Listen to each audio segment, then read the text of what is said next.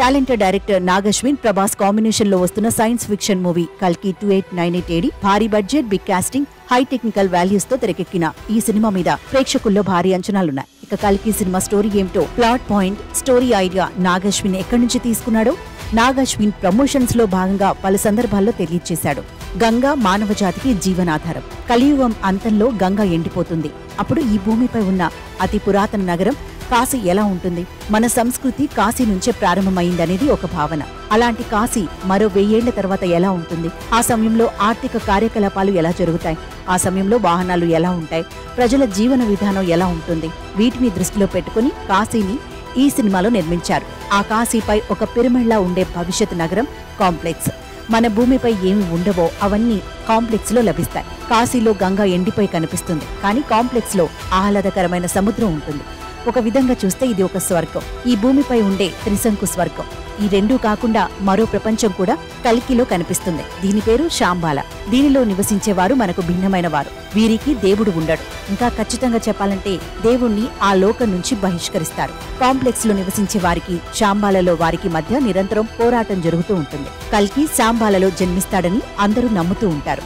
మహాభారతంలోని ప్రధానమైన పాత్రల్లో అశ్వత్థామ ఒకరు. కల్కి సినిమాలో ఈ పాత్రను అమితాబ్ పోషించారు. భారతంలో అశ్వత్థామ చిరంజీవి మహావీరుడు. అతడికి మరణం ఉండదు. దుర్యోధనుడికి మిత్రుడు. కౌరవుల తరపున పోరాడాడు. ఇప్పటిదాకా విడుదలైన 2 ట్రైలర్స్ ఆధారంగా చూస్తే కల్కిని పెంచటంలోనూ అతన్ని ఒక ప్రతిభావంతుడైన యోధుడిగా తీర్చిదిద్దటంలోనూ అమితాబ్దే ప్రధాన పాత్ర అనిపిస్తుంది. అయితే అందరూ అభిమానించే పురాణ పాత్రలు ఈ చిత్రంలో కనిపించవు అంటారు నాగశ్విన్. అపరిమితమైన శక్తితో పుట్టిన ఒక వ్యక్తికి తన అధికారాన్ని ఏం చేసుకోవాలో తెలియదు. ఆ సమయంలో అతనికి ఒక గురువు దొరుకుతాడు. ఈ చిత్రంలో ఇదొక ముఖ్యమైన అంశం అంటారాయన. కలి ఒక నాయకుడి శక్తి. అతను పోరాడే ప్రతి నాయకుడి శక్తి కన్నా ఎక్కువగా ఉండాలి. అప్పుడే అతను నాయకుడు అవుతాడు. ఈ సినిమాలో కమల్ హాసన్ ప్రతినాయక పాత్ర కూడా అలాంటిదే. శంబాలాలోని అతి శక్తివంతుడైన వ్యక్తి అయిన కలిగా కమల్ ఇప్పటికే ప్రేక్షకుల ప్రశంసలు పొందుతున్నారు. నాగశ్విన్ తొలిసారి కలిసి కథ చెప్పిన తర్వాత కమల్ ఈ పాత్ర ఎలా ఉంటే బాగుంటుందనే విషయంపై చాలా అధ్యయనం చేశారట. ఆ పాత్రకు ఎలాంటి దుస్తులు వేసుకోవాలి, ఎలాంటి మేకప్ ఉంటే బాగుంటుందనే విషయంపై నాగికి కొన్ని రిఫరెన్స్లు పంపాను. కానీ వాటిని అప్పటికే అమితాబ్ కు ఉపయోగిస్తున్నారని ఆ తర్వాత తెలిసింది అంటారు కమల్. ఈ సినిమాలో మరో ముఖ్య పాత్ర దీపికది. ఈ ప్రపంచాన్ని కాపాడే వీరుడికి జన్మనిచ్చే పాత్ర ఆమెది. ఇక ఈ చిత్రంలో ప్రధానమైన పాత్ర ప్రభాస్ది. ఎప్పుడైతే ఈ ప్రపంచం క్రమం తప్పుతుందో అలాంటి సమయంలో ప్రపంచాన్ని కాపాడటానికి వస్తానని విష్ణు చెప్పిన మాటల ఆధారంగా పుట్టిన అవతారమే కల్కి. దశావతారాల తర్వాత వచ్చే అవతారం.